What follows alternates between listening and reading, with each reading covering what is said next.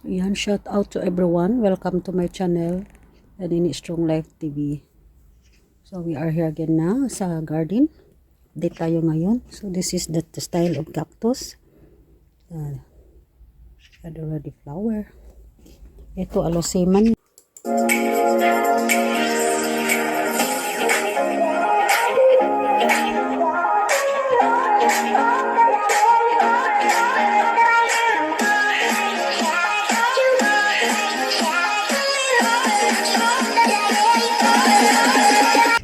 Liit pa. Yung ating salad, liit pa. Oh, ayan. Ang ganda, di ba? Lampunaya. Ano ba yung tawag yan? Oh. Ito gamot sa mga bukol to, oh. Oh, nagbulaklak na siya, oh. So, I look at that, mga langga, oh. Our ampalaya, oh. Pagway, mapayat yung ampalaya ko. Lagi kasi umuulan. Ayan. Nag-yellow na. Oh, yung mini banana ko nabuhay. Akala ko mamatay ito eh. Nabuhay siya, oh. Naulanan kasi sila kaya maganda. Oh, ngayon, ayan.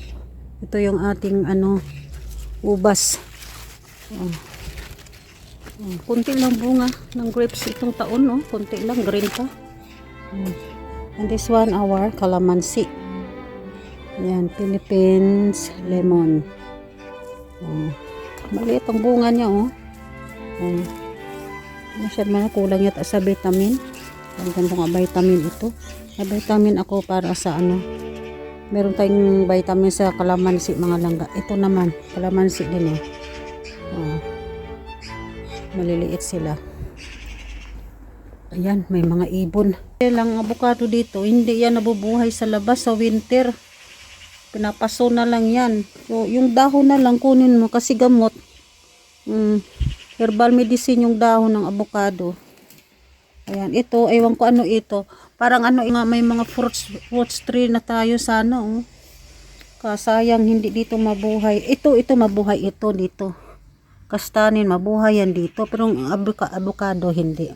Oh, may tanglad tayo. Akala ko ito mamatay rin, oh. Yung tanglad natin. Kasi kailan yon, ganun yun siya. Pinainit ko dito nilabas, dilig lang ako ng dilig. Tingnan mo, oo. Yan mga kasama niya, oh, patay na nga, oh. Bunutin natin. So, ito lang nabuhay. Ilang puno lang siya nabuhay. Dalawang puno lang. Pero nabuhay siya, oh. Oh, ayan, oh. Tingnan mo mga langga, oh. Oh, tagalin natin yung patay. Nabuhay pa siya, oh. Ang ibang katawan niya. Oh, nabunot mo talaga, laya na. Oh, ayan na. Kailangan linisin, no? Linisin natin. Ayan. Tanglad ito. Lemongrass sa English. Ayan. Nilinisan ko na, baka mabuhay siya. Lalagong ba? Hindi ko kasi nalinisan ng puno. Laga talaga, mamatay sila. Pero nabuhay, oh. Ala, nilagay ko na ito sa labas yan, langga. Labas mo dyan, naulan na, nainitan. Pag walang ulan, dinidiligan na. Ayan, lumusog. Pero, alam mo, iwan ko lalaki yata ito. Kasi, matagal na ito. More than 10 years na ito. Hindi man lang nagbunga. Oh, naglagong lang siya na buhay. Walang bunga. Kaya kinakausap ko ito. Baka mamunga ba? Sabi ko lalaki yata ito. Wala talaga akong nakitang bulaklak ba? Oh, ito yata ang namatay. Hindi O, laya siya, oh. Ito yatang namatay, hindi nag-clap. Ayan, tignan mo. Ayan, ewan ko. Parang hindi siya nabuhay. Ayan. Wala.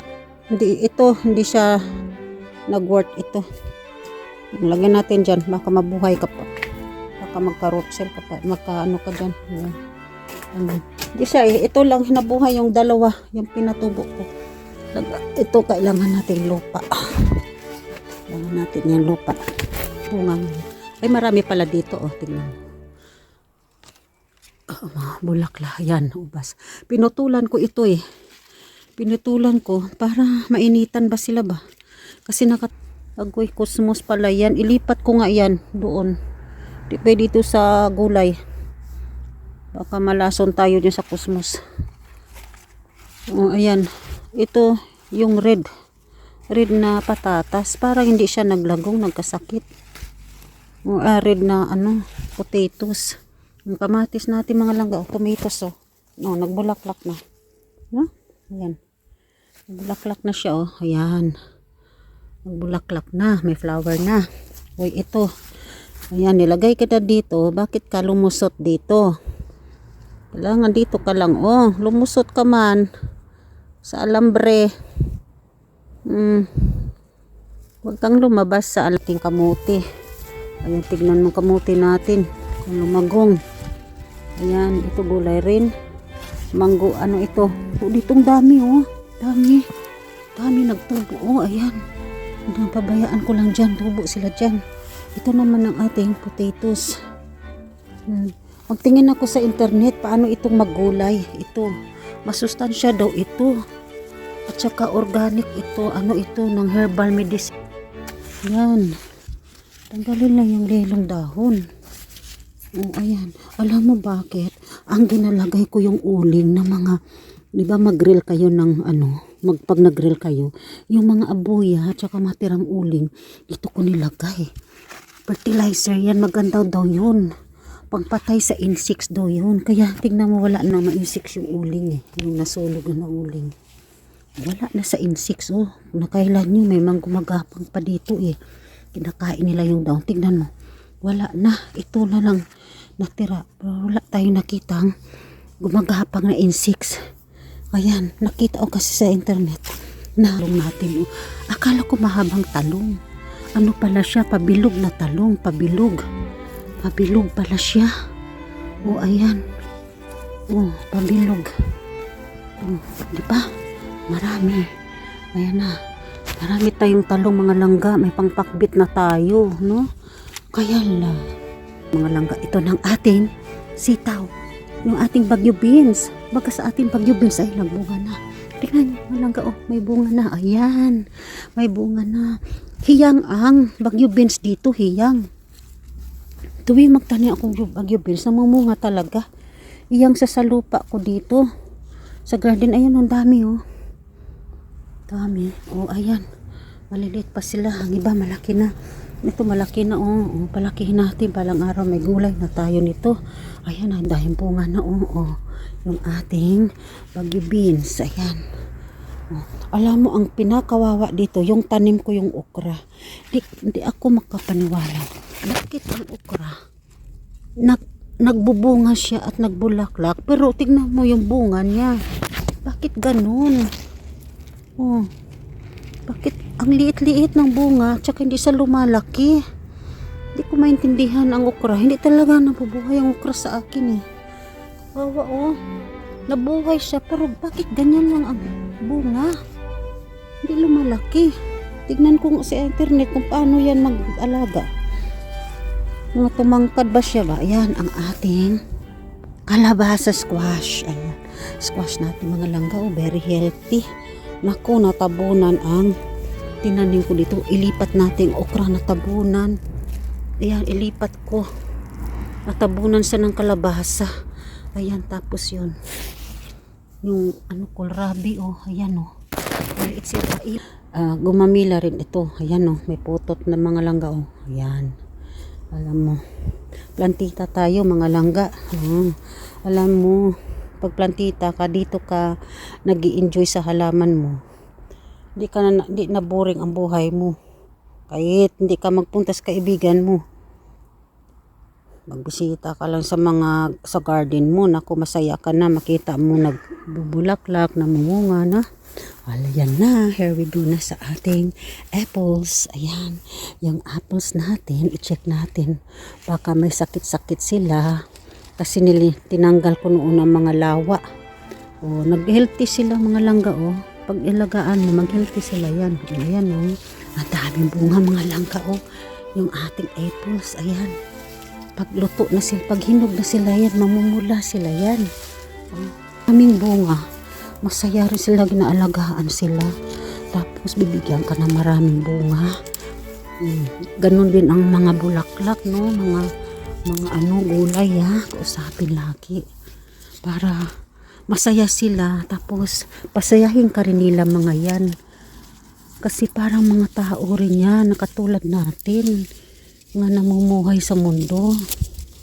Oo, ayan na oh. Kailangan.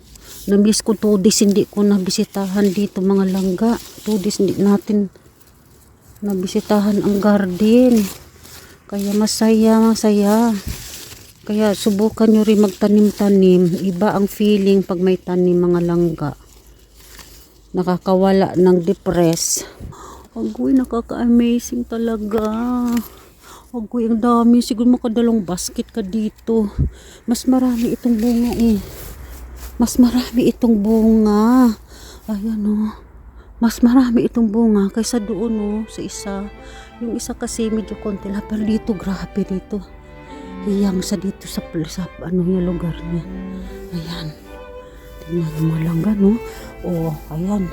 Dito, bawas-bawasan natin dito mga langga. Tapos lagay natin doon. No? Ayan tayo. Nakagawa tayo nito ng marmalada eh.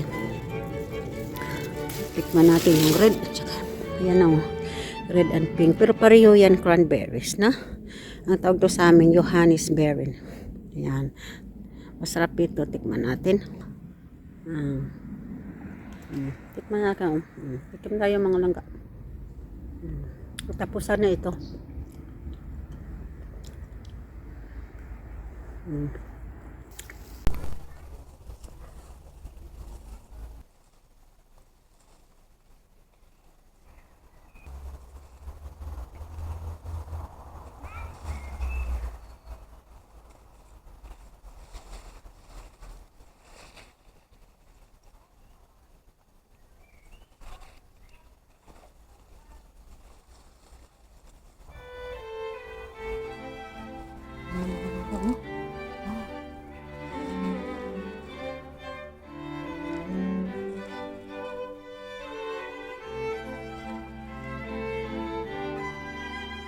Daming hinog oh. Ayan ha. Ayan. Mamitas ako dito. Mamitas tayo mamaya langga dito. Ha, ito na. Luto na, linog na sila oh. Ayan. Hinog na. Hinog na. Ito siya. May tinik yung kahoy niya, may tinik. Ito oh, may tinik yan. Iba naman tong berries. Ang pangalan nito? Kalimutan ko. Ang tawag dito, stachelberry. Stachelberry. Alam mo tinawag stachelberry kasi may tinik yung kanyang katawan, may tinik. Kaya tinawag stachelberry. Ayan, ang dami bunga oh. Agoy, mag-harvest tayo dito ng gusto. Tignan mo mahal, di ba? 13. Yan oh. Yan ang kulay pag naghinog. Ito naman, Bernie. Yan, Bernie ito. So, pag lumaki ito, yung parang piras ba? Yung parang bayabas, pero oblong naman siya. Oval.